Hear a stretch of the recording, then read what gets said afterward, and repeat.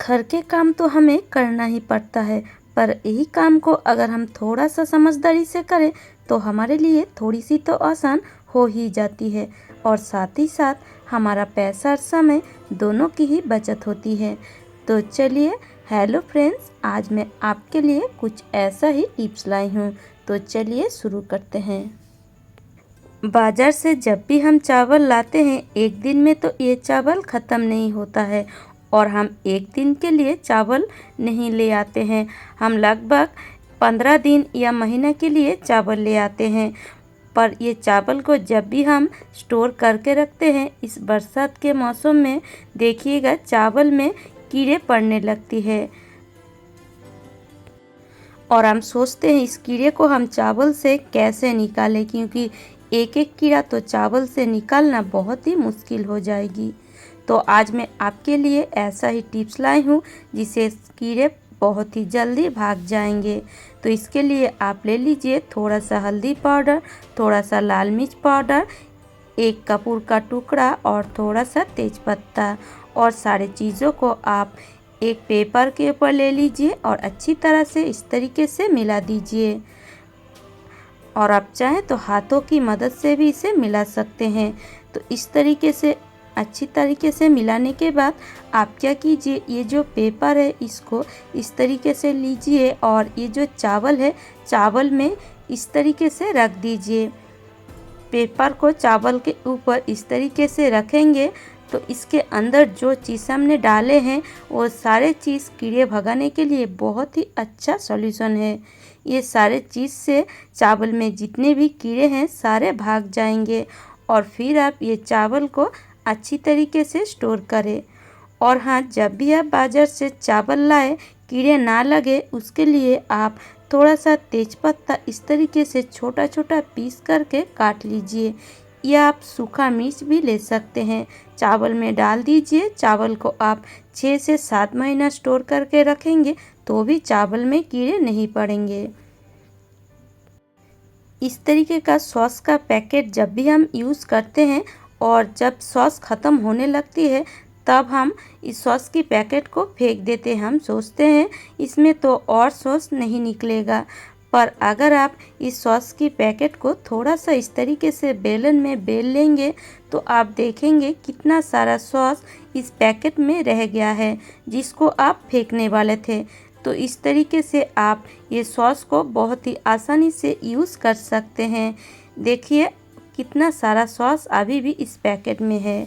इसी तरह जब भी हमारे घर में टूथपेस्ट ख़त्म हो जाती है, हम इस तरह थोड़ा सा रह जाए तभी हम इसको फेंक देते हैं, पर इस टूथपेस्ट को फिर से आप यूज़ कर सकते हैं। 2 से 3 दिन तो बहुत ही आसानी से इस टूथपेस्ट को आप यूज़ कर सकते हैं।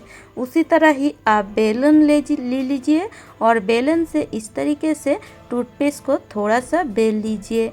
बेलने के बाद आप देखेंगे जितना भी टूथपेस्ट है सारे एक जगह समझ जाएगी और देखेंगे जो टूथपेस्ट आप फेंकने वाले थे कितना सारा टूथपेस्ट निकलेगा।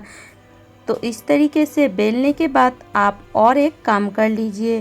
टूथपेस्ट को इस तरीके से आप एक जगह, मतलब इस तरीके से राउंड करके एक जगह ले लीजिए और आपको निकालना बहुत ही आसान हो जाएगी। इस तरह एक क्लिप लगा लीजिए और देखिए कितनी आसानी से आप टूथपेस्ट को निकाल सकते हैं। देखिए 4 से 5 दिन तो आप बहुत ही आसानी से ये टूथपेस्ट को यूज़ कर सकते हैं। तो उम्मीद करती हूँ फ्रेंड्स ये टिप्स आपको अच्छी लगी है। ये जो कपड़े सुखाने वाला क्लिप होता है, हम कपड़े सुखाने के बाद इधर उधर इसे रख देते हैं, पर फिर जब हम कपड़े को सुखाते हैं हम खोजने लगते हैं, कई क्लिप तो गुम भी हो जाती है।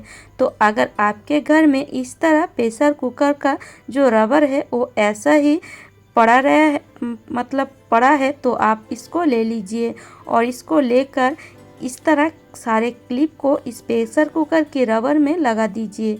इस तरीके से आप क्लिप को लगा कर रखेंगे तो आपके कपड़े सुखाने वाला एक भी क्लिप गुम नहीं होगा और आपका काम बहुत ही आसान हो जाएगी।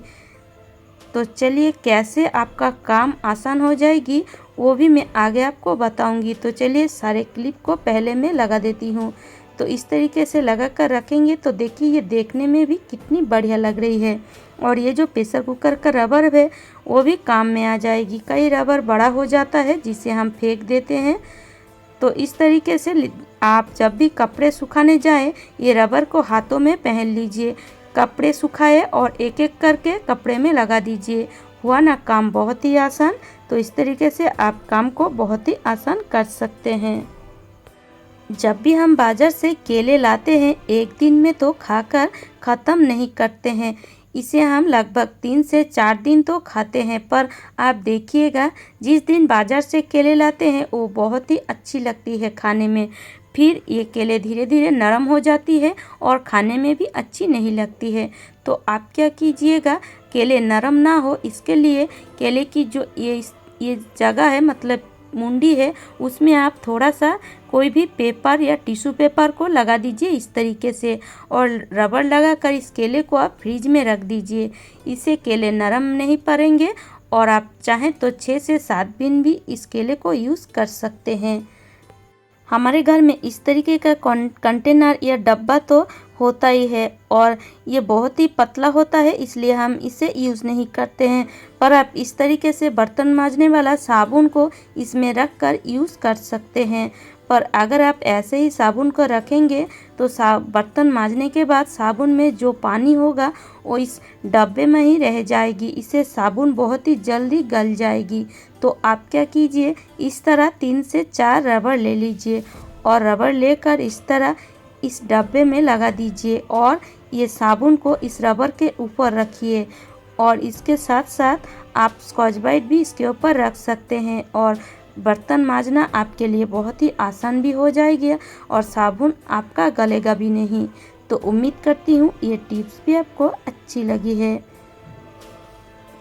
रोज़ाना हम किचन में इस तरीके का कांची छुरी तो यूज़ करते हैं, पर यूज़ करते करते आप देखिएगा इसमें धार बिल्कुल भी चला जाती है, क्योंकि इसे हमें बीच बीच में ज़रूर धार करना चाहिए। पर कैसे हम इसे धार करें वही हमें समझ में नहीं आता है। बाज़ार ले जाने पर कोई इसे धार तो करके भी नहीं देगा। तो आप घर में ही बहुत ही आसानी से धार कर सकते हैं। आप कोई कप ले लीजिए या इस तरीके का कोई कंटेनर हो तो वो भी आप ले सकते हैं। इसका जो ऊपर का हिस्सा है वो टूट गया है तो इसे मैं यूज़ नहीं करती हूँ। तो अगर आपके पास इस तरीके का कोई कंटेनर हो उसको लेकर इस तरीके से आप उसको उल्टा कर दीजिए और इस तरीके से आप बहुत ही आसानी से कैंची छुरी को धार कर सकते हैं। कप जो चीज़ से बनती है वही चीज़ से बना है तो इसीलिए मैं ये ही ली हूँ। अगर आपके पास ये नहीं है, अगर कप है तो कप से भी आप बहुत ही आसानी से बिल्कुल इसी तरीके से धार कर सकते हैं। बहुत ही आसानी से धार हो जाती है और थोड़ा बहुत जो जंग पड़ती है वो जंग भी चला जाती है।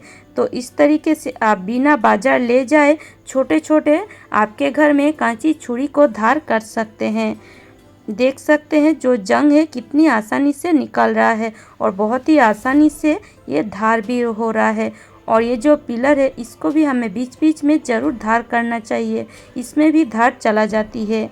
तो चलिए मैं आपको सारे चीज़ धोकर दिखाती हूँ। देखिए सिर्फ मैं धोकर लाई हूँ और देखिए ये कांची देखिए कितना चमक रहा है। तो इसमें अगर आप इस तरीके से बीच बीच में धार कर ले तो आपका जो छोटा छोटा कांची छुरी है वो धार बिल्कुल धार नहीं जाएगी उसमें और बिल्कुल अच्छी तरीके से ये काम में भी आएगा। तो उम्मीद करती हूँ फ्रेंड्स ये सारे टिप्स आपको अच्छी लगी है। अगले टिप्स के लिए मैं एक छोटा सा प्लेट ली हूँ और उसमें हम डालेंगे एक फिनाइल की गोली या नेपथोलिन। और इस नेपथोलिन या फिनाइल की गोली को हमें अच्छी तरीके से पहले कूट लेना है। तो इस तरह ऊपर से एक पेपर रख दीजिए और किसी भी चीज़ से इसको कूट लीजिए। साथ ही साथ डालेंगे थोड़ा सा खाने वाला सोडा और थोड़ा सा लाल मिर्च पाउडर। तीनों चीज़ों को अच्छी तरह से मिक्स कर लेंगे। तो ये एक बहुत ही अच्छा सॉल्यूशन बन के रेडी है इस बरसात के मौसम में। तो चलिए इसे हम कैसे यूज़ करेंगे।